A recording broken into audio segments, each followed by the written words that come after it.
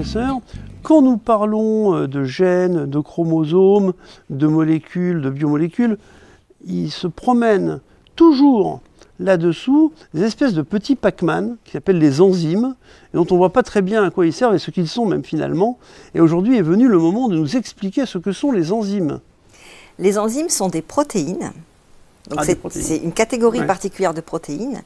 Et cette catégorie particulière de protéines, elle a une particularité, c'est qu'elle est capable de modifier d'autres molécules. Donc une enzyme, c'est une protéine qui prend une molécule et qui la modifie, qui la transforme. D'accord, c'est une protéine, mais alors pourquoi on l'appelle enzyme?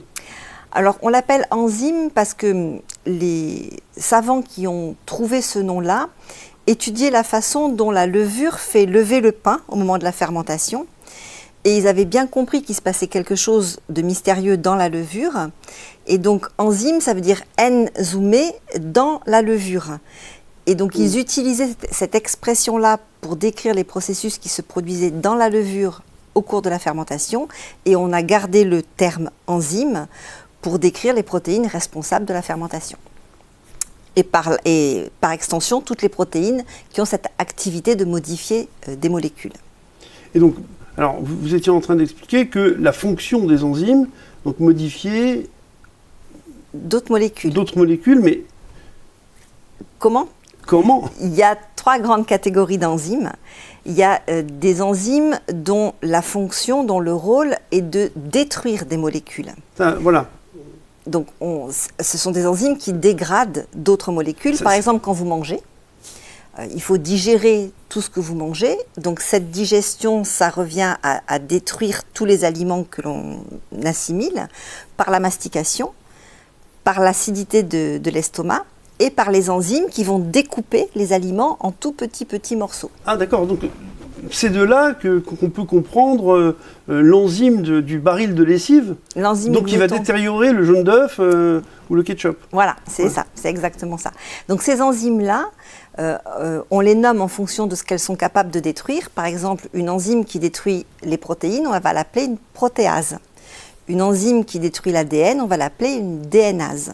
Voilà, donc ça c'est la première catégorie d'enzymes. Deuxième catégorie d'enzymes, ce sont des enzymes qui font l'inverse, qui fabriquent d'autres molécules. Par exemple, quand la cellule se divise, il faut qu'elle recopie tout son génome.